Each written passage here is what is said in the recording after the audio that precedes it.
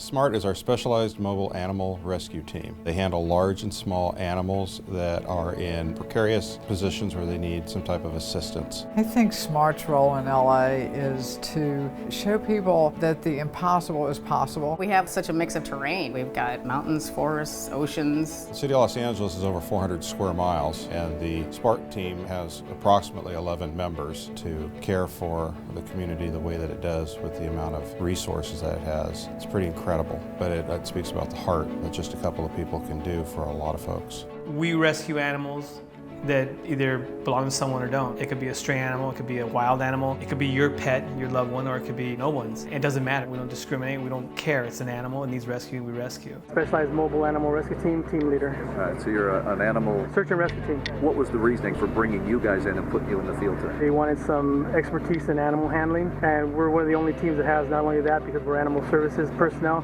but also search and rescue, technical rope, and swiftwater rescue certified. So we've got everything combined, so we were probably the best choice for this type of terrain, this type of mission. It's the Higgins and Langley Award, and they give it out every year since 2004. They honor people in the swiftwater rescue community, and we're the only animal rescue team in the world that has ever won it. We're also the only team that is comprised solely of animal services personnel. We have 10 animal control officers and 1 registered vet technician. With anything that you really believe in, like I believe in what I do, it doesn't seem crazy to me. It just seems like it has to be done.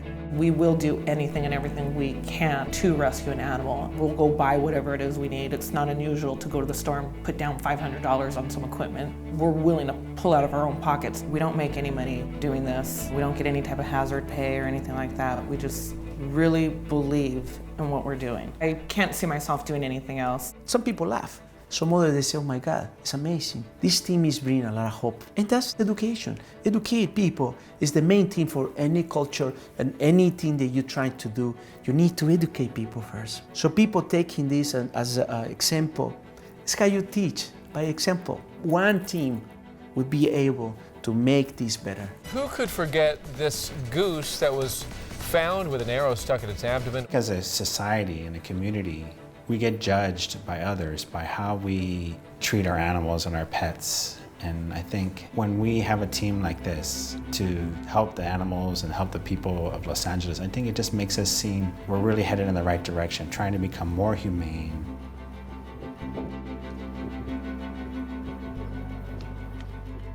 I've seen what happens to animals, I've seen what people do to them, and I see the situations that they get into, and I take it personally. I want to be able to, if I have the ability to, I want to be able to be out there and help. I'm going to be dealing with animals probably until the day I die. Grab those, and then get everybody here. Someone help you, because it doesn't make sense. Move over here then, move over here, get between you and Ramon. Smitty. It's okay, it's okay. There we go. Okay. Oh, we're on.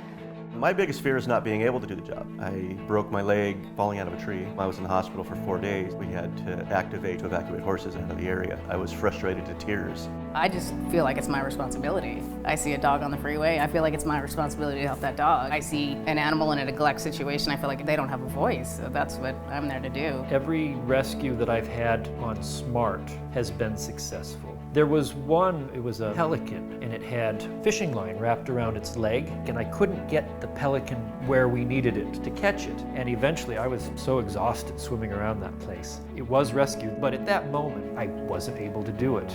There's lots of things that we as humans have caused for these animals. We'll build in areas and we will force animals to come into our city. It's only right for us to turn around and help them. There are certain situations that are tragic, that didn't work out the way you expected them to work out. The sad endings, they do stick with you a little bit, but you can't let them get you down. I would like to make this world a better place for all life, human and animal. And I think if I can help people through my teaching and my writing understand that animals matter, no matter where you look at it, if you're on the moral, the psychological, the individual, or the economic dimension, their lives matter, in addition to just mattering to them. I've seen everything, from cobras to huge rattlesnakes to ostriches, elephants. LA has pretty much every kind of animal you can think of, and being in this job, we get a chance to see a lot of those. I was working grave, 12 to 8 a.m. I get a call from Pee Wee Herman. He said there's a really beautiful buck, and he got his antlers caught in some clothesline. He was able to get around with that for a while, but eventually that clothesline got snagged on a sprinkler. And I get out there, I see the buck, he's just standing his ground, and he's like, fight or flight, and since I can't run, I'm stuck, I'm gonna fight. We have 100% success rate. We have 100% safety rate, which if you see some of the things we've done, it's pretty impressive. We're a reflection of the community, and I always prayed that I would see a difference in my lifetime. The beautiful thing is, being out there all the time, I'm reaching the younger generation, and they all have compassion. Smart's road to LA, when LA realizes it, is gonna be like that golden ticket, that you can claim the fame that here's the one team that is doing what no one else is doing in the nation, and only one other team in the world is doing it. It's amazing, isn't it? Yeah. Yeah, he ripped it right out of the ground. It's his second time.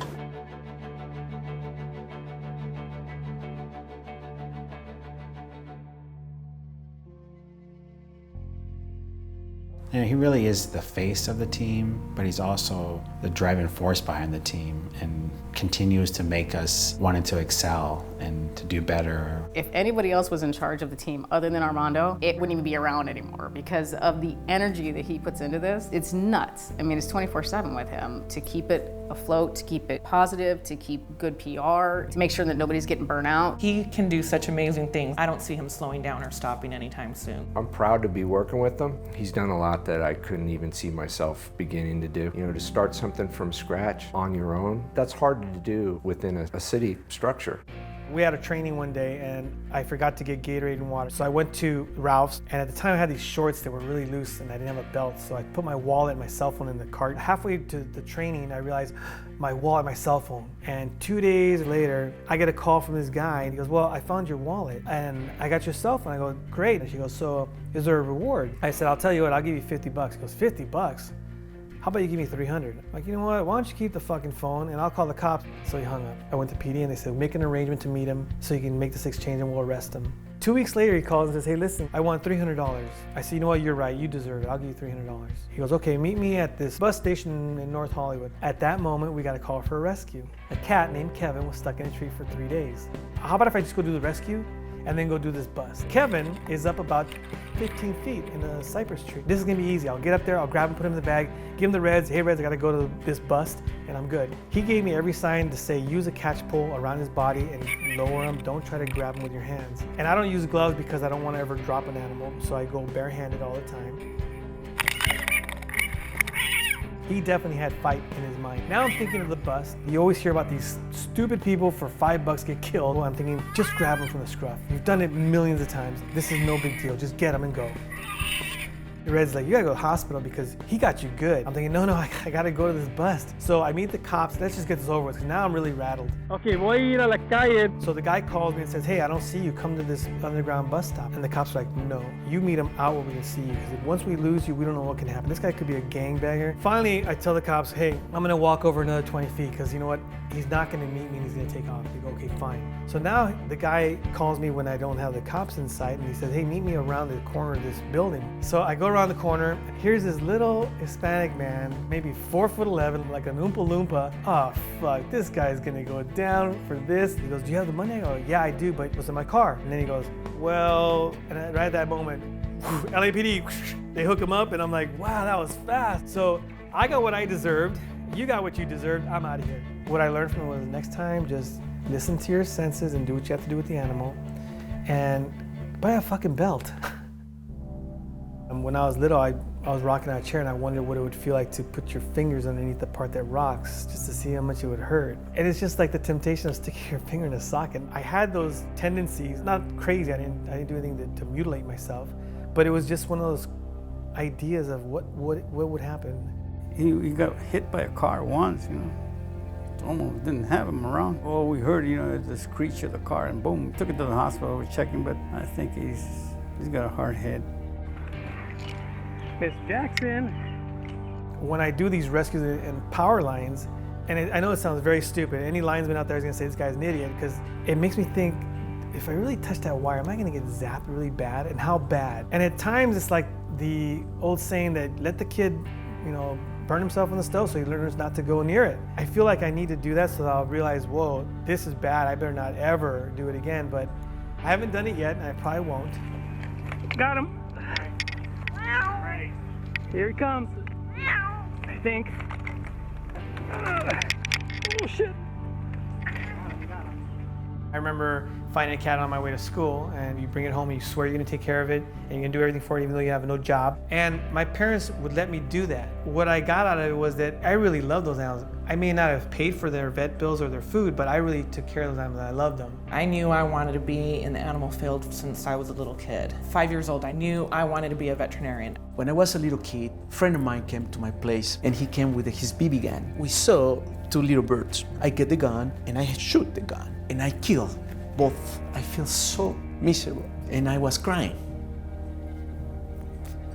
So I grabbed them and I took the birds with my mom. My mother was my best friend. And I said, Mommy, but I didn't want to do this. Hey, it's done. So now think, how can you fix this? And that's how started my animal love.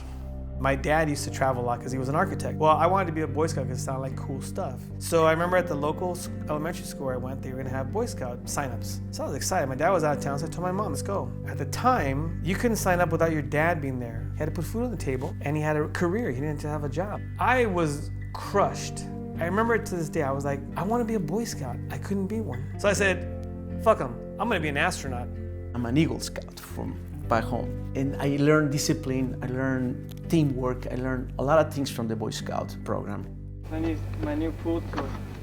Want to see my new skateboard last year? Skateboarding was, to me, still is one of the most awesome sports you can partake in or watch.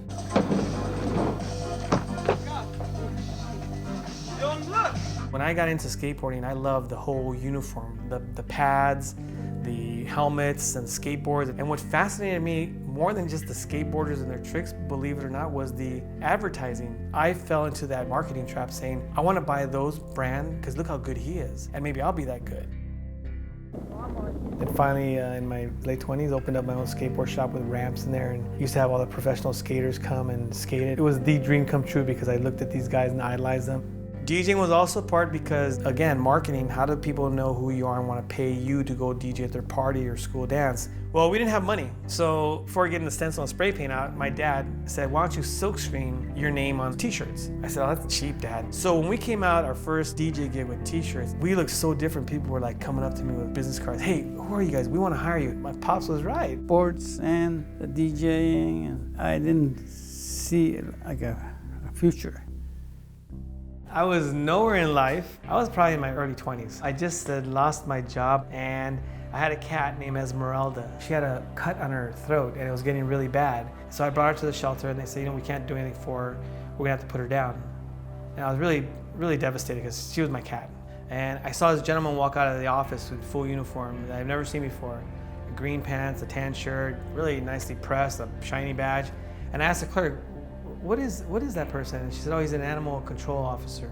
How do you become one? Well, you have to go down to city personnel and fill out a card. The city had a freeze on jobs. So I got a job at a bank and worked there for 10 years. Went to college to study animal science, but got a job working in retail. It was just a job. It really did wake me up. I hadn't moved into the field where my passion was. I wanted to be a police officer. I wanted to be a lifeguard. I wanted to be a fireman.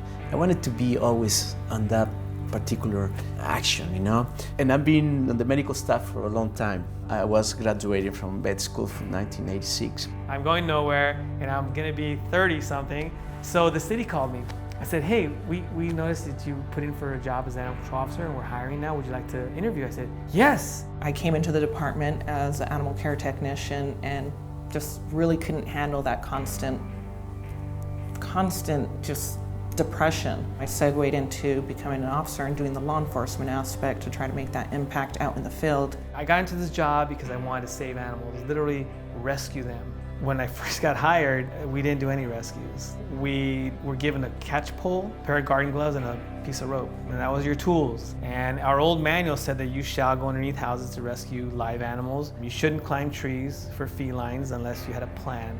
And that was it. We had this kitten, an unweaned kitten, one time between these two walls. And I tried desperately to get him out, but he was so wedged in, I couldn't get any type of equipment in there. I had two bosses. They came out there and said, well, we'll call the fire department. They showed up in full ladder truck, the engine company, everybody, even the medics, even I think the cook, came out, and the captain looked at me and said, that's a brick wall, we're not gonna cut through it. So it was very troubling for me to be in this agency that I thought rescued animals, that we didn't do anything like that. And I thought, well, why don't we start our own team? What would it really take? I pitched it to the bosses at the time and told them, we need to have a search and rescue team for animals because no one's doing this. I listed all the calls I'd been on where I had to walk away and literally hope that someone else did it or the animal did get unstuck, knowing that it didn't happen. I got a big no because it was too expensive, too risky, and of course the famous words were, just let the fire department do it. Well, being who I am, I wasn't gonna take that for my final answer and just go and pout and say I tried. I just said, fuck it, I'm gonna do this on my own. I knew nothing of rope skills, knew nothing of swiftwater skills. I did some pretty, by today's standards, stupid things with equipment that you wouldn't even use to, tie a clothesline for your mom. When we first started working together, I absolutely hated him. I could not stand him. I did not want to work with him. I did not want to be partnered with him. And when she joined the department, I thought, wow, this girl's beautiful. I used to make t-shirts for all the people in the department. I remember making hers and I was like, oh, I gotta make hers perfect. If I fuck them up, I'm gonna make a new batch out of my own pocket because I want her to look good. But she was married and I thought, yeah, can't do anything there. She went on the first rescue ever that we did as a sort of a team. This rescue was of a cat in a tree about 50 feet up, a pine tree, but it was off the roof of a building, you can access it. And the animal couldn't come down, and the lady was getting evicted, and she was like, please help my cat. Nobody else could do it. We didn't have any climbing techniques, none of the equipment we have now, but I did have a harness and some Home Depot rope. So I called it in, she goes, what are you gonna do? I go, well, I'm gonna throw the rope through the tallest branch I can find, and then I'm gonna jump from the roof into the tree. And she said, no, you're not. You're not gonna jump off the roof. And then Hammer, voice of reason, you're not gonna jump off the roof. I go, okay, fine. I'll go down to the 4th floor and jump off the balcony. So she gets there and she's got this look on her face of fear. I'm like, what's wrong? She goes, I could picture you just jumping and just that rope snap and you fall 50 feet. Don't swing, just... I gotta swing because I gotta get my momentum to go.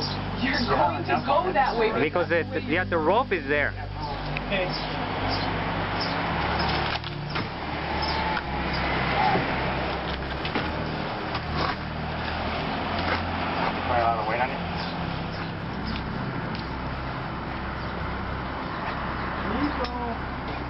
Ready? Put in the net. Ready first. Close it. You got him. Got him.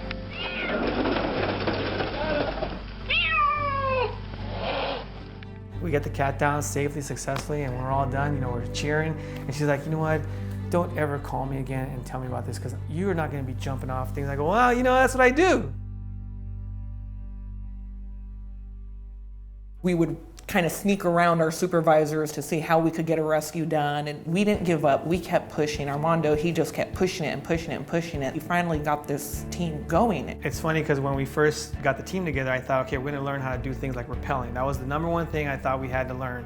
Because all these rescues I saw on TV where you see these firemen or these mountain search and rescue guys rappelling over cliff sides to get humans, I thought we're gonna get a dog someday or any type of animal's gonna fall over a cliff, so we need to learn how to rappel. And because I didn't have any background, I just figured we'd just tie a rope and rappel. So Annette, being the smarter of two, she decided to go and check out an actual rock climbing place nearby and came back with these pictures of stuff I didn't understand. And then she said, this is what people set up there to do rappelling. If you don't learn this, you're gonna die. We want to make sure that we can get that animal out safely, but we need to be able to get ourselves out safely too. And at the time we called a few fire departments and other training facilities and they didn't want to train us at all. So we found a local sporting goods store who had this anchor and ropes training for $70. So we went to that training and of course I didn't get it. I just thought we were gonna throw a rope over, get the animal and come back up. But I didn't know how or what to use. This is really not what I thought it was gonna be. So we have to have training like this, but more intense, because at any moment we're gonna get one of those weird, fucked up situations that is gonna be like, oh, we didn't train for this. And then what? We're gonna walk away because we didn't train for it? This is what we're rescuing. Shitty, fucked up situations, so you better be ready for it. I saw them all the time before I got involved. I knew they were already doing these rescues, and I thought it was amazing. Navarrete, the leader, as soon as he saw my intentions to be part of it, he started working on it, and he talked to the people that he needed to talk to. Many things that been promised never happened. So all of a sudden he told me, hey, there is a green light. And now it's like I keep being a Boy Scout, because all my life being trained to serve and to help. Armondo Navarrete is my brother. He gave me a chance because, you know what, there were some other people that he could choose better than me, physically speaking, you know, whatever, and maybe not with this accent that's kind of weird sometimes. When we first started this team, they gave us a whopping budget of $1,000 to supply 7 team members with personal protection equipment, training, and uniforms.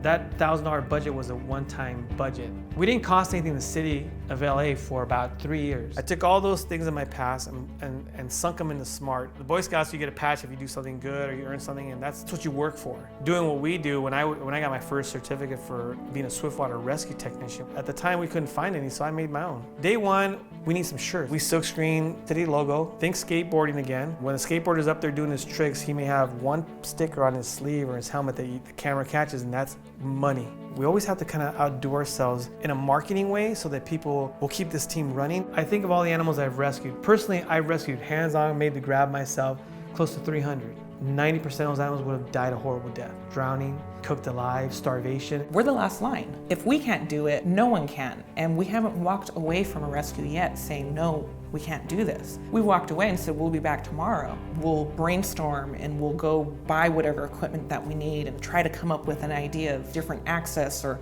something that needs to be done, but we're it. My biggest fear is showing up to a call and not being able to do it. We had 18 coots, these water birds, stuck in a drain pipe, and these birds got sucked in from a drainage system of a lake and popped up into this other system, but they couldn't get back out. I thought, well, it's too small to send a person in there. It's suicide. You don't want to send people in confined spaces and the earth collapses on them. Someone on my team actually said, you know, it's survival of the fittest, Nav. And I said, you know what, you can go home now, because I don't want to hear that shit. We have to think of a way to get these animals out, and we need to do it now. We need to push them out somehow. We need to push them out gently so they don't get hurt either. I got it. We're going to Home Depot right now. We're gonna buy 100 feet of PVC pipe and connectors. We're gonna cut each piece of pipe 2 feet because the drain box would not let us put the pipe in. And we're gonna get a bucket lid, cut at the diameter of the pipe, screw it on this thing, and we're gonna call it the pusher. And we're gonna gently push these birds to the other side where we wait with nets and scoop them out. 18 birds got out safely and successfully. Since then, that pusher has been used to push a dog out of a drain pipe, a kitten out of a drain pipe. It has saved more animals' lives than our $5,000 piece of equipment, and it cost me 20 bucks. Call this a doggone game of hide and seek. Poor Pooch somehow got trapped in a wash along Tahunga Boulevard near Riverside. When an animal rescue team went after it, the puppy got scared and crawled into a culvert. Oh no.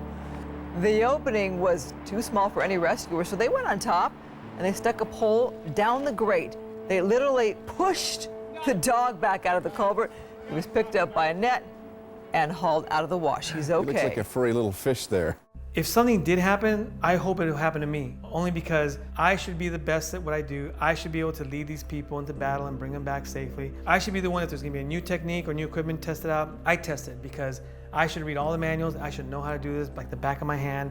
I could do it with my eyes closed. I think for the most part, I can reel him in on stuff like that where I don't think something's completely safe. If I get careless and cocky and do something stupid, I think the team will learn from it. And I hope that if anything happens to me and I'm not in the picture, they continue, because just because something like that happens, rescue teams all over the world have casualties. The #1 statistic of people dying in rescue operations are rescuers because they get complacent. They know how to do it. They've done it so many times, or they don't do it enough. I got you, Melly. Hold on.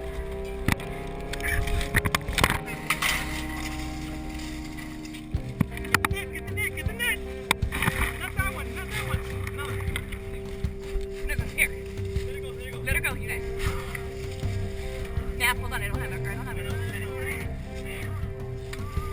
It's all right, Allie. Roll. Okay. Okay. It's all right. You ready? Yeah. You're all right.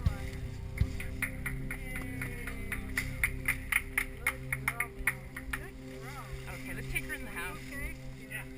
Yeah. When you feel claustrophobic, and it's happened a lot, we call it limited space rescue, whether it's an attic, a pipe, or under a house, you start to panic. I believe the way I get over it, you focus on the job at hand, the mission at hand, and that's to save that animal. Put your personal shit aside, put your fears aside, focus on what you're trained to do.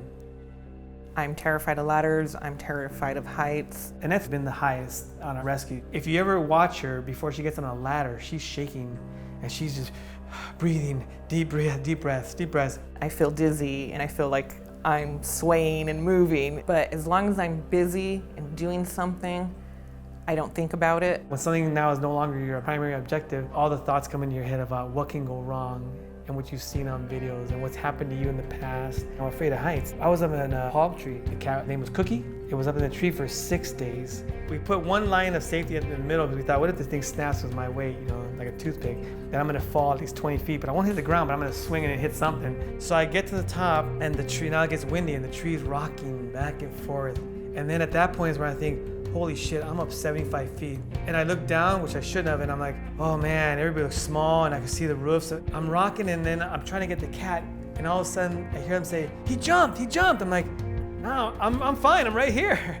And they're like, no, the cat jumped. I'm like, what? I'm getting down. I missed the spike into the tree and my leg slipped. And I was like, oh, getting them is one thing, but getting them out is the other thing. And then yourself. Technically, we still got it down because no one else was going out there. And it jumped, hit a tree branch, hit another tree, and took off running. The lady called me that night and sent me an iPhone video. Healthy, fine, microchip, and now it's an indoor cat.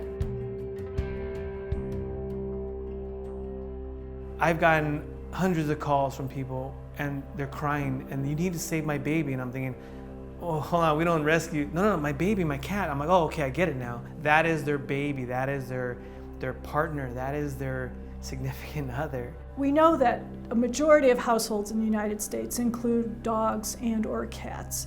And we know that when you ask most of those people about those relationships, that they describe them either as family members or friends. In their sleep, they have dreams. You know, they feel pain, they can suffer. We're humans. We have the capability of helping them. Why shouldn't we? There are only 2 boats working this area. I'm told that the New Orleans police put out a call to all its officers saying, if you have a boat, bring it here, help us. What they learned in Hurricane Katrina was people wouldn't leave their animals. The rescuers couldn't take animals or wouldn't take animals. It was against their policy. When the levees broke, the flooding just came on so fast and so furious. And so many people didn't have their own transportation. I remember seeing on the news the pictures of the dog on the roof and all the water all around it, the helicopters taking the people off, and wondering who's helping the animals.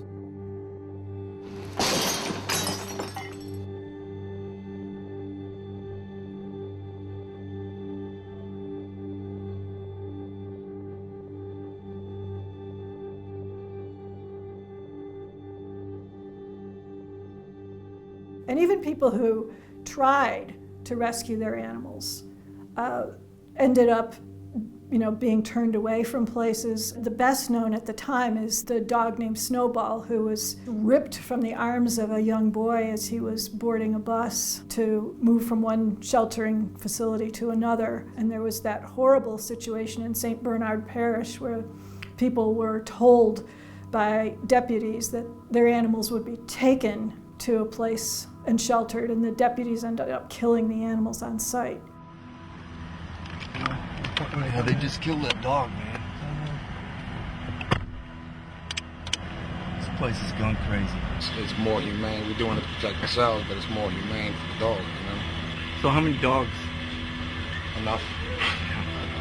I worked at Lamar Dixon Exposition Center. So I did not go into the city, but I worked at the housing area for animals who'd been rescued off of the streets and out of the houses of New Orleans. When we first got there and we first walked around, I have to admit, I felt hopeless. An animal response of that size had never been done. It was the largest animal shelter in the world. I've said many times I will never ever forget the sound of 2,000 dogs barking. And it was just such a forlorn sight, seeing all the dogs in crates and crates stacked up on one another with a large dog on the bottom, a small dog on top. Very hot and humid there, so most of the dogs were very, very stressed. I saw many people walking up and down the aisles. At first I would ask them, what kind of dog are you looking for? And then after a few days I stopped asking them because it was just too hard to see them not find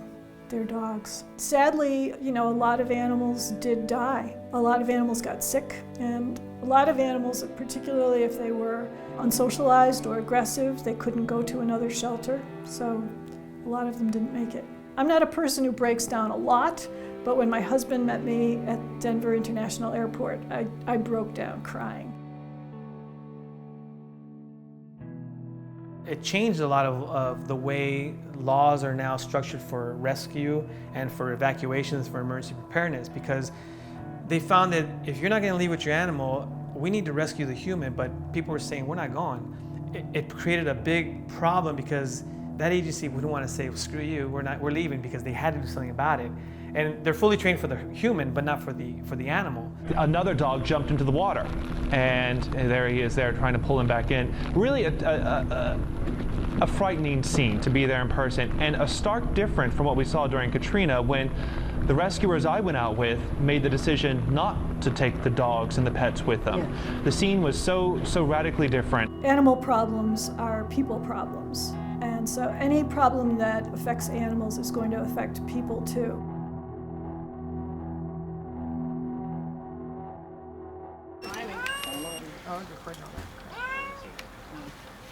Cats aren't designed to climb down, to climb backwards. Their claws go in a certain way, and after 3 days, a cat can go into renal failure just from lack of water. So yeah, they get dehydrated and then they fall out of the tree and then they die somewhere where you don't see them. I couldn't sleep if my cat was sitting up in a tree crying. We've taken on this responsibility of them as our companion animals, and so it's our responsibility to make sure that you take care of them from birth to death and everything in between. No differently than a child or your parent or anybody else. You know, they're part of your family. We're able to really provide a service to the owners of these animals to give them a sense of relief when we're able to get that animal out and give it back to them. I mean, that's just the best thing about this team. Not so much all the crazy training, you know, that's fun and everything, but just being able to get that animal and give it back to the owner. I mean, that's really one reason why we all do it, I think. I have a cat, a kitten, a baby, up on the tree way up high. How many days, Eddie? 2 days? 2 days. I called the animal service. A lady came this morning. She looked up at the tree, crossed her arms, looked up and says, oh, well, when she gets hungry, she'll come down.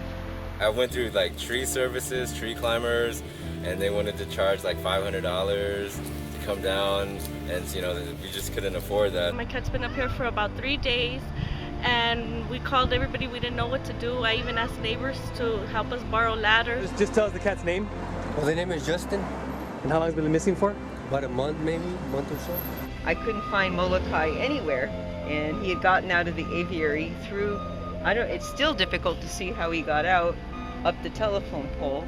It's just super gratifying instantly, because you see the animal owner's face, you see the animal's face. This is something that has to get done. Let's do it. And it almost always has a happy ending, so that always feels good. We have people here from all different walks of life, all different nationalities, and all different types of beliefs. Some people value animals, some people don't. Some people think we're absolutely stupid for putting ourselves at risk to rescue an animal, and some people think we're heroes. These animal owners are not going to stand by and look at their dog over the edge of the cliff and go, darn it, I can't get to my dog. Or look at the cat in the tree and go, oh, he's been crying for 3 days, but what are you gonna do? These people put themselves in harm's way to get their family. Recently we had an issue with some hikers whose dog fell over the cliff, and they went over the cliff with the dog. It ultimately does end up costing the city less to do animal rescue before there's a human involved. Pepper, you're so soft. Hey, Pepper. I missed you so much, you silly. Hey, Jessica. Oh, I'm so excited. I want to thank you guys so much. You guys are a real blessing. Real blessing. Come on, Miss Gordon. Mom, Miss Gordon. There you go, big boy. What you do with your mama, huh? I could spread my wings and do 1,000 things that I have done before. For me, and I think for the team, it's important because we're all pet owners, whether we own horses, whether we own gerbils, kittens, dogs. We've owned animals or we own animals, and we realize the bond that you have with that animal. My pets have helped me get through a lot. My 2 dogs that I have right now, they've helped me get through a divorce. They have been there for me through so many things, thick and thin. They provide me unconditional love. My pets, every day, I know it sounds corny, I tell them, if this house was burning, I would run in here and rescue all of you. I'd get charged, 3rd-degree burns, and not make it, but you would be rescued by me. Gino still is my companion. he passed away. I got separated from my ex-girlfriend 7 years ago, and he was basically, I got this baby when he was 4 months old. He was a bulldog. They have a really hard time in this weather. He just collapsed, and I couldn't bring him back. I'm sorry. When I go out and do a rescue, I think of my pets. I think of my Bruno, Gino, all the animals that I have lost in the past. And I see the people. And to bring this animal back to them, to me, is a cure, you know? Whether it's an animal life or human life, you're saving a life. And that can't be anything but gratifying. We had just done all this training, and all of a sudden we get a call for a horse in quicksand in Hanson Dam, and it's panic time because everybody's calling me. So it was my daughter's birthday. Everyone flaked on her. We're at the nail salon getting her nails done. I get a call from Nav saying, I need you there. And I told him, call me back if you don't get enough people. As soon as we were done, I went and dropped my daughter off at home and showed up at the rescue. I knew how important this rescue was to the entire team. Apparently the horse owner had decided to wade out into the lake with his horse. Horse went out about 20 yards out into the water and got stuck. It was exhausted. It had been trying to get out of the water for so long. It was up to his chest in the water. It pretty much just collapsed. It had given up. It was not going to get out on its own. We responded. We were there within 45 minutes with equipment and personnel. I did a briefing with all the people that were there, fire personnel, lifeguards, everybody, because it was going to be a group effort, and once we arrived, we're running the show. As soon as we got there, everything got organized. And people thought, well, why didn't you just let him walk out? Well, at this point, the horse is now sedated and he's exhausted. And it's sand, so it's wet sand and dry sand. It's just not a good combination because he's just going to sink back in there.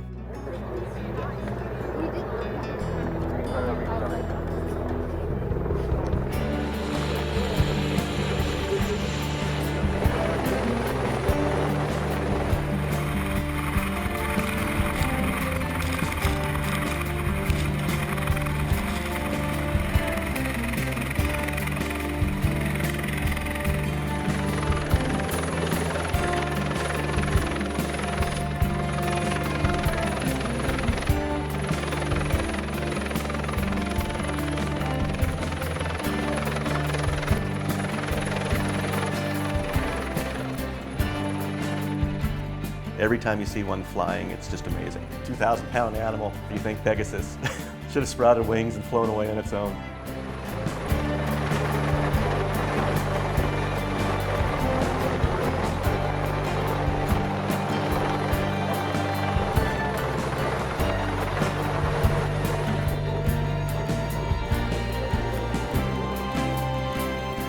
And you could see him coming out of the tranquilizer, like, what happened? What happened? That kind of confused look. And then when he got up, you could just see the relief on him. Very gratifying to know that your efforts went into getting that horse unstuck. Had we not been there, the horse probably wouldn't have survived. It's just as gratifying with small animals. You're digging around underneath the house in the spider webs and the dirt and the dust and the mud and the nasty stuff, and you know, you get those kittens out and you really feel like you've accomplished something. It'd be nice to us if we go in there.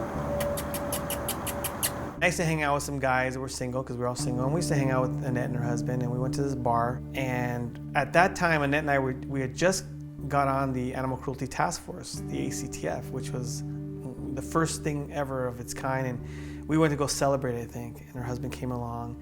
So we're drinking, and the question came up was, if she were drowning or a puppy were drowning, which one would you save? And he said, the puppy. And boy, he and this other guy are like, what? She's a mother, she's got kids. And he was like, she can take care of herself. I'm going for the puppy because it needs help. And this didn't go well with everyone, including Annette. So she storms off. So I walked out, I remember seeing Annette, and her exact words were, I can't stand that motherfucker. I just kept walking like, see you tomorrow. Yeah, that's all a girl needs to hear is this guy likes me, but he would let me drown versus a puppy. That was before we were friends, and that really impacted the way we interacted with each other, because once we became partners, I didn't trust him to have my back. When you have a partner, you have to completely trust that partner, that they're gonna protect you as much as they are gonna protect themselves. He really had to earn my trust after making that comment. Now I can see it like that, but back then, not so much. And you put it on his tentacles. You don't want to put it towards the middle. Oh, look at that. That's it. What do you do with that? He's very persistent. He does not give up, and he just kept at it until we finally ended up in a relationship. We've been together for 8 years, and would I save her if she was drowning? Annette could save herself, trust me. We've gone to swiftwater rescue training. I worry about her, and she is doing better than most people, including myself. We had our first death. She's had this tank for 8 months, and this little red shrimp, who was very active, he got stuck behind this little plant here. Everything she does when it comes to work, animals, and the team impresses me to the point where I am so lucky to have her in my life, because if she wasn't in my life, this team maybe would have been around for a while, but I don't think it would have been as successful because I was reckless. I literally told one of my bosses, if she's out the team, then you don't have a team, because then I can't feel safe and successful, and I'm not gonna trust anyone else like I trust her. And it's not because she's my girlfriend, it's because she has built this team with me. I can't just grab any one of my team members now and say, oh, they take her place, because some of them can't do half the things she can do. In the rescue world, the reality is nothing's very exciting. All the cool gadgets are shiny and colorful, and the rope and webbing are different colors, but that's about as far as it goes, because everything should be slow and step by step to ensure you don't have catastrophic failure. The zip line with a net on it was totally not cautious, not smart, not intelligent, not everything you could think of. Once I go, I guess I'm going. Go ahead.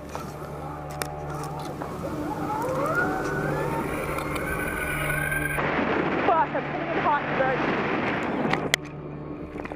What happened? God damn it. Fucking shit. Check. Is she all right? We had a fucking knot in the rope. Everything goes through your mind. What if she turned around and used her feet to shock absorb? She would have shattered her knees, her legs. If she would have hit it sideways, she probably would have broke her ribs, her arms, her shoulder. If she would have hit it head on, helmets can only protect from so much, and that would have shattered the helmet and shattered her head. Let's not fuck around with this. Me, that's putting my girlfriend in a situation where I put her in worse situations, but they were always controlled. You okay? Yeah! She's lucky, and we never use the word lucky, that rope knotted up when it did, because she was about 15 feet away from smacking the tree at about 20, 30 miles an hour. Annette has a mechanism in her that when something bad happens, and I hate it because sometimes I'll hit my head on something, she'll be like, ha ha ha, laughing. I'm like, what is so goddamn funny? It was actually fun. I wasn't scared at any point. You know, the only thing I was worried about was hitting people. That's why I was like, get out of the way, I'm coming in hot. This was my bad. And I would have totally owned up to it. If something bad would have happened, I would have taken full responsibility. If they would have kicked me out the team for it, I would have said, I deserve it. And I can't do that to the girl, the person I love, and then expect you on my team to say, well, I feel safe now because you did it to someone you love, and now I'm gonna let you do that to me. I'm responsible for myself. I know better. I know what I should be doing to protect myself or to ensure my safety. Sorry about that. There we go.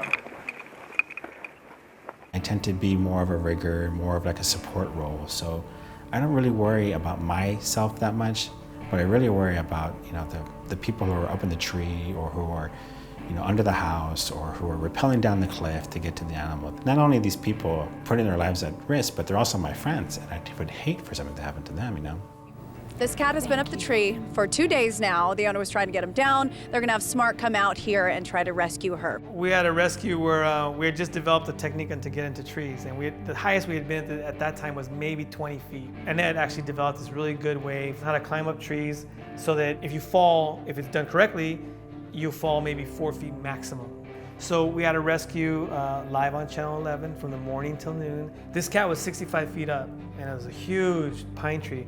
She went up to get this cat named Abby, and the cat was out of reach. So I saw the tree next to Abby, and I said, I can get within distance of a catch pole, and if it goes away from me, then Annette will get her, because that's where she's at.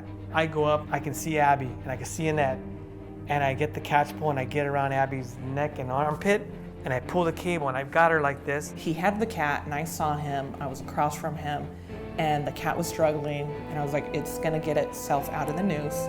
So I told him, go, go, go, go, go. He just disappeared. The people, the spectators, everybody screamed. I thought that he had hit the ground. You know, I couldn't do anything. I was in the tree. I really thought it was a catastrophic failure. You know, it was really upsetting. And it took me a while before I could move. At that moment, the rope caught and I flipped her upside down, and I could see the guy with the net at the bottom ready to catch Abby now, and he's telling me, let her go, let her go. I'm like, no, bring me down more. I want to get her in the net because we don't want her to lose her. It ended up being fine, you know, and the rescue was successful. It was one of the worst experiences I've had. And after all of this, I hate to use this pun, but it was a near catastrophe, Tony. Very proud of your journalism degree, Suzanne. Thank you. Yes, this is going to make, yeah. Okay. I sense an Emmy on this one. All right, a Peabody. He had never been in a long-term relationship before we got together. My current home life, it's much like my work life. It's hectic, frustrating sometimes, irritating sometimes. I'm the boss at home. He can be the boss here at work, but at home, I run the roost. It's my girlfriend, Annette, her 3 kids, Maya, Angelica, Sunny. Oh, then you got the pets. I can't just get home and crack open a beer and throw my feet up on the couch and watch a hockey game because there's chores to be done before and after I get home. I expect things the way I expect them, just like with work, and when they don't happen, I get angry. It's not that I don't like kids, because obviously I'm in a relationship with kids. I've had a lot of people, guys, tell me, oh, you gotta have a version of you to live the legacy. I ain't shit. I'm no legacy guy. You're in this situation because you don't want to wake up at nights, you know, because a baby crying, you know, and so you avoided that step. I've already got 3, so to speak, and that's a challenge enough. If we plan on going somewhere, we have to take 2 separate cars. If at any point he gets a call, he can take off and do what he needs to do. I don't think I should be penalized for that, but sometimes it causes some friction, but I'm just not the kind of guy that you'll see every Sunday at the in-laws. If I do it once a year, that's too much for me. My dad was the same way. We didn't do the father-son fishing trips. He didn't teach me how to ride a bike. We didn't have the sex talk. We didn't have that relationship. My dad would spend a lot of time with other families. I think he maybe thought, well, you're okay. I need to spend time with these kids that don't have a father or are not as fortunate. I focus more on the needy, which in my world is the animals. My girlfriend has family, she's fine. She doesn't need me to be there every minute of the day with her. To show the kids especially that, look, you can help other people. It's not all about you. Why don't you go help the neighbor kids with their homework because they're not as fortunate as you. My parents didn't have the best marriage. I remember a lot of fights going on. I remember thinking to myself, if you're not getting along and you don't feel the love, you should just get divorced. My father, when my mom passed away a few years ago, he said one of the most tear-jerking things I've ever heard him say, and he was crying when he said this, and he told everybody in Spanish. He said, my sentiment left me and I wasn't finished loving her. Marriage is one of the things that I don't believe in because I don't feel it. Why do you have to have a piece of paper and a ring to prove your love to someone? To say I'm never gonna marry her, I'm not saying that. I'm just saying that right now, I'm not even thinking that because I have so many other things going through my head that marriage is not even on the radar right now. For him to settle down, he may have to quit his job, you know, so that he can sit on a desk. And I don't think he's fit for that. We're back live at Porter Ranch, where rescue crews are waiting to bring a dog up over the cliff that had fallen over the cliff, a Cocker Spaniel named Mocha. The stress, well, it's emotionally, physically, financially exhausting every day. We're fully equipped, but trust me, it didn't come overnight. It took a lot of my own money. I spent over $50,000 in the last 5 years. It drains our energy when we're at home. It affects, you know, our personal lives. We really don't have any. We haven't taken a vacation ever. We're both on call 24/7, and I know when he gets the call in the middle of the night, he doesn't know who to call on the team because not everyone has the level of dedication that he has. He knows that I'm always a person that he can count on. Let his owner know, Nap. Let the owner know that he's sitting in my lap and he's fine. She puts up with a lot, and I'm married to this job, but it's like a business. This is like a small business that is not fully established yet, and the owner can't just get up and go because he's tired or needs a stress break. She puts up with my crap, I think, because deep down inside, she loves doing this too. She's very passionate when it comes to animals, and she, we get a call for something over a cliff, 100 feet, 200 feet, she's the first one that says, I'm going. She doesn't say, can I go? Recently, the last year has been fucking miserable. Believe it or not, 3.5 years ago when it was started and I had to do my regular ACO job, animal control job, and SMART, I was probably happier because I did more SMART than I did ACO stuff. And when I got moved to do only SMART, it only lasted about a few months before they started saying, oh, well, now we're gonna give you this to do, and now this to do, and now this. I find myself frustrated, aggravated, annoyed. I go to bed sometimes thinking of the bullshit I have to deal with tomorrow because of the crap I dealt with today that doesn't seem to end. And then I think, oh, what about SMART? There's stuff I need to do, things I want to do. The progression of SMART is stale right now because I haven't been able to go to the next project and do what I want to do or contact the people I want to contact. I work, let's say, 8 hours today, but when I go home, if I get a call, we go because we can't say, oh, well, you know what, I'm off the clock. The animal will have to suffer until I get on duty tomorrow at maybe 7 a.m. I need to get out of some of this stuff. I'm drowning. I'm not even doggy paddling at this point. I've barely got one nostril out of the water, getting ready to sink. I come home so stressed out and tired. I use it as a very good crutch to say, well, I'm so exhausted and tired, well, I can't do anything. My health is terrible right now. My doctor said, the thing is, you don't exercise, do you? I said, actually, I haven't exercised really like I used to in like 4 years. I drink a lot. I told him, I feel really lazy and I'm gaining weight. He goes, well, yeah, it's because you don't exercise and you eat bad and you drink a lot and you sleep terrible, which I'm like, check, yeah. I'm almost at 190. I'm 5'7", and my doctor said that by standards, I'm obese. And I'm glad he told me that because I thought, what, shit, if I keep going this route, I might weigh 2-something. I'll be this little ball of a man, and I'm gonna be 50 soon, so I'm gonna be that perfect image of, that's what you don't want to end up when you're 50. The worst experience for me in a rescue was a dog named Ripley, which had fallen over a cliffside in the middle of the night. Elderly German Shepherd. It was really hot, it was humid. We had to do multiple pitch rappel, go through a creek that we were up to our waists in water. And then when we got to the dog, he wasn't friendly. Because he was older, he had trouble walking, he was constantly trying to bite, got stung by wasps. The rescue was just emotionally charged because everybody was really tired, miserable. We were yelling at each other. We got the rescue successfully done and reunited the dog with its owner, but we realized that when we're not meshing, when we're not working together really well, things could go horribly wrong. And it just really brought to life that we need to put stuff aside when we come to rescue. There was a fire a few years back, the Cessnon fire, and it burned in an area called Browns Canyon, which is above Chatsworth. And we were at another fire when the Cessnon fire hit. And by the time we got there, we couldn't get up into the canyon because the wind was blowing at 70 miles an hour. It was a wind-driven fire. There was just no access into the canyon to where the horses were. And we had to stand by and watch. I went in the day after, and there was still bales of hay smoldering. There was still little fires, and you could see the burned out horse trailers and the burned down barns. For somebody that has such a strong, myself, that has such a strong feeling about making sure that the animals are safe and getting them rescued, that was very painful for me. We went up the next day, provided assistance, had to assist in removing some dead horses that had burned because of the fire. It's such a tragedy when you think of that big, strong, beautiful animal burning up like that or asphyxiating. I mean, the image is still, it's still fresh. It's just, you never want to see that. You never want to see that. But it is part of the reality of what we do. So, we try to plan better for the next time, and hopefully it won't happen.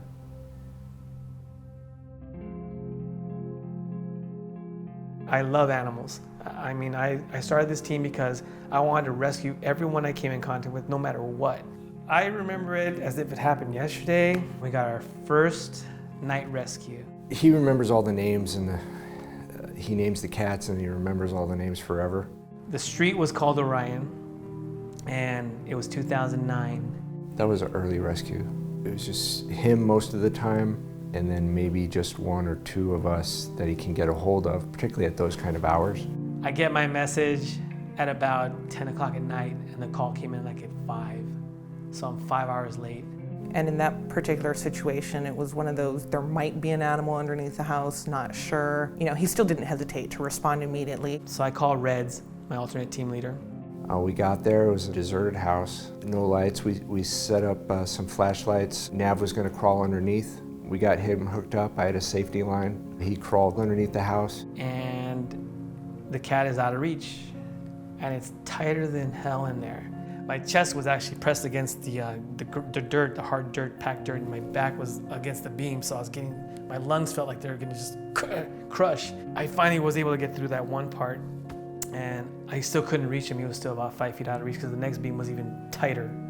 So I told Rez to give me one of our catch poles we got. They're difficult because you really go an extra mile for them. I got the catch pole around him and I had to drag him. I got him around his body and pull him to Reds because I couldn't even maneuver enough to get him out. And Reds pulls him out and we put him in the carrier. So we take him to the vet and he's all full of dirt and he's just breathing badly. And he's got all types of system failure. Just to see the look on the animal's face. And they put him down. We could both be there, but if you're more involved with the hands-on and the rescue, it's going to affect you a little differently than it would, you know, somebody that's standing right next to you. It killed me because it was the first rescue. Our first year in, we've been doing some great rescues, returning animals to people. This one didn't make it, and I kept beating myself about it because I thought we didn't get there in time. We should have got there earlier, and even the vet said, this cat has been in bad shape. It was dying. It probably went underneath there to die. They call it compassion fatigue, and it happens all the time. You know, just in the shelters, in the rescues, there's a lot of disappointment in it because you can't save all the animals all the time. It just really messed with my mind because I thought, is this what we're going to be doing sometimes? Rescuing the ones that are far gone? And you know, you can't really go to him when you talk about this because everybody thinks you're a pussy if you're crying over an animal that's dying. I primarily pushed him to understand that our rescues aren't always going to come out with a positive ending, but we did what we could so that the animal wouldn't suffer or continue to suffer. And what I had told him in that one was, had you not done that and pulled that animal out and at least gave it a humane, peaceful death, you know, it would have sat underneath that house and suffered for hours by itself in the cold and slowly died. So for the longest time on my old helmet, I had a special paw that I put on my helmet for Orion, and it was to honor him or her. I never found out if it was a boy or girl. I handled it in a different way. I think because of my prior experience with the Animal Cruelty Task Force, I'm a little bit more prepared to deal and cope with it because it is a much more common occurrence than what I do. He can maybe pull out a couple really bad instances that really left a negative impact on him, but he can pull out 100 really positive, uplifting situations and rescues. It's never easy. Every house is different, every storm drain is different, every under house is different, every rescue is different. So I get in there and I can hear the cat crying and I'm squeezing underneath the beams and the dirt and it's softer so I can move it over a little to get my chest through, and I finally see the cat. The scene I've seen before, a little kitten, 2-3 weeks old, sitting there crying into darkness like he's lost, he's got no mom, hungry, thirsty. If you would have seen me, I was probably going 50 miles an hour on my hands and knees to get to him, and I grabbed him and he started crying and I finally said, I got him, and then I made my way back out the same tight area. You don't want to rescue this little cute little furry thing and say, oh, it's too young so we have to kill it. It didn't belong there, it looked good. So now the next mission impossible is let's get him a home.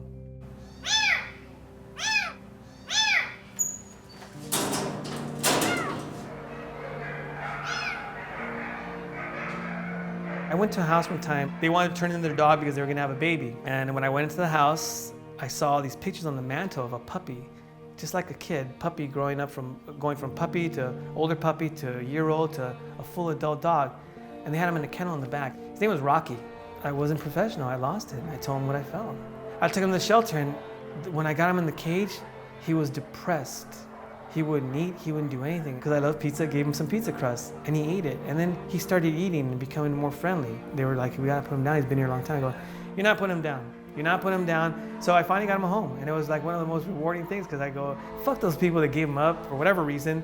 We do everything that we can to save animals, and people out there don't properly care for their animals and let them breed, and they treat us as a depository for their throwaway pets. If you empty the kennels today, by tonight, they'd be full again, because that's how the overpopulation is so out of control. LA is a huge city, and we have a lot of impoverished areas, and that goes hand in hand with animals being neglected, animals not being spayed or neutered, and overpopulation.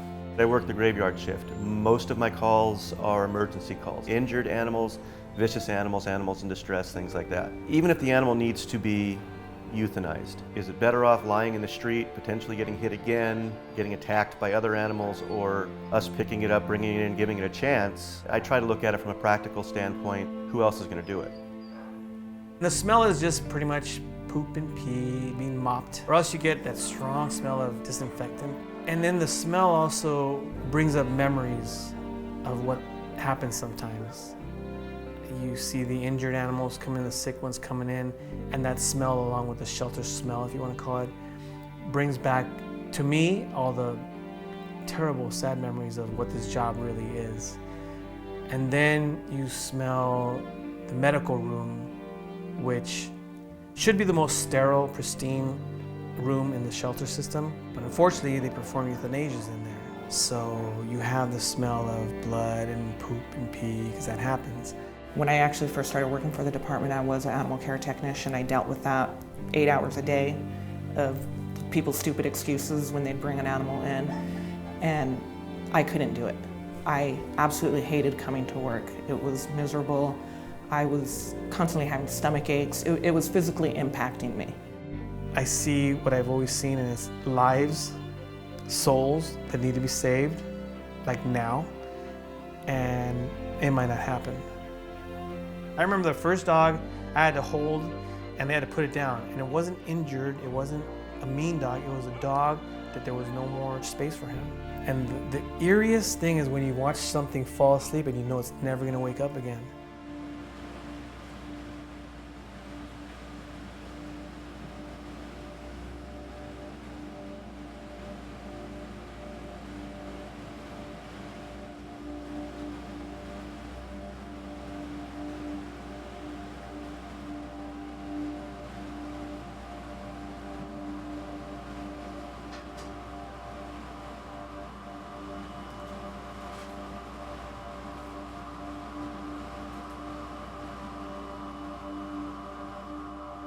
And one time is bad enough, but doing it every day, 4, 10, 20 times, I could see why some people just figure, you know what, I can't do this.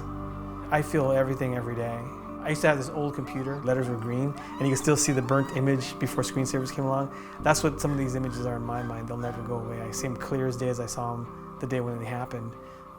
With that pit bull I saw here, I got attached to it, and it's just like all the other animals I've seen I get attached to, and you want to hope that they're going to get a good home. I kind of stopped asking what happened to him because you don't want to know. When you hear about a dog that you like or you thought was adorable and you think that dog's going to get a home and you find out it didn't, it's depressing. It really kind of tugs at you and makes you feel like, could I have done anything more in my ability to get that dog home? It's very frustrated that we go and get a cat, right? And then 10 cats got euthanized.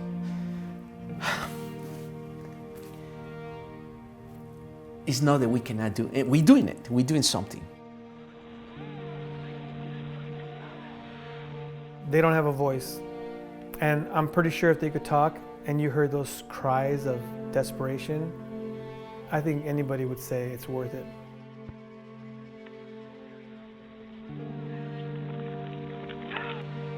I'm not some weirdo who hears different things or can say animals can talk, but from what I've seen on this job and what I've seen on the rescues, I can imagine that cry being like, please, please just help me. I don't want to die here. I don't want to die in this horrible way, either drowning, being cooked alive, frozen to death, starvation, in a cold, dark place. I need someone to save me. And I think like that when I see these faces of these animals that aren't even mine. So for me to say I would risk everything and even dying for one of these unheard voices is worth it. Gotcha. You're gonna live, okay? That was hell. Yes, baby. Oh, he was almost such a goner. Okay, David, let's get you out of here now.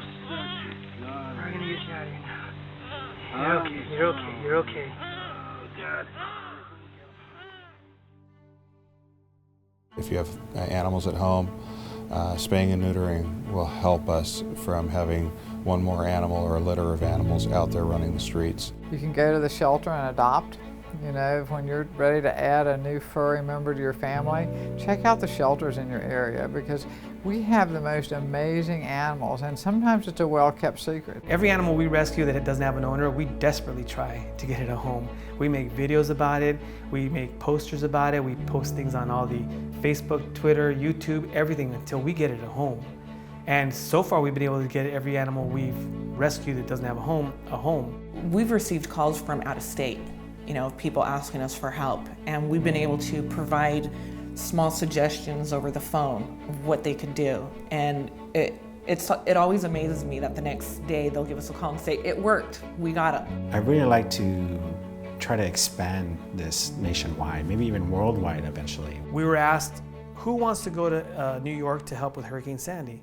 And they asked me and I said, what are we gonna be doing? Well, we need you to sit in an office. I go, no. You don't understand. Let me tell you what I do and what my team does. Your average rescuer is not equipped for an animal. And we were told in rescue school that if you got the sweet little lady and she's mouthing off, she doesn't want to go, you pop her in the face and knock her out and pull her out because you have to save her life. Animals are not like that. Animals have the fight or flight mentality. You can say all you want about, oh, human safety first, human safety first. Yeah, I get it. But if you have a team like us around, tagging along with human safety first rescuers, what a great combination. You get the guy or the girl, we'll get the dog or the cat. Because animals matter for so many aspects of society that it's important to have people who have the special training and have the will and the interest and the courage to go ahead and do what they do. We need to train up and coming newcomers because there will be a point in time where we can't, and we have to have someone else capable of doing it in our place. What I'd like for them to take away is for them to say, you know what, that guy did it with $1,000 and a dream, and it didn't just pop in his head, and he's not a genius. It happened over years of just seeing the horror that he could fix, and he's fixing it now. Well, gosh, you know, everything that I do is related to smart and rescuing. I have put together some action figures that would look like us. I found the brown shirts, I found the green cargo pants, I found the PMI Avatar Class 3 harnesses that look identical to the real harness. So that looks just like, maybe not just like me or Annette, but the detail in what they have is amazing. I have to use tweezers and eyeglasses and magnifying glasses because everything's so small. And I made one for Ramon because I found a stethoscope, some medical scissors. So that's been my latest project, obsession, passion, stress reliever. I don't want to be buried, I want to be burned. I have to be in my Swiftwater suit with my Swiftwater medals. And the only song you can play is going to be Amazing Grace with bagpipes. And I don't want a funeral, don't want nobody crying, just send me off, burn me up, and let me go, and that's it. I will be happy in wherever I end up in that kind of ending. I told Annette already, but she tells me to shut up. She don't want to hear about it. But I told her, don't worry, honey, I ain't gonna die in the line of duty. It's gonna be something dumb, and then you're gonna want to not tell people because it's gonna be so dumb that he died. How?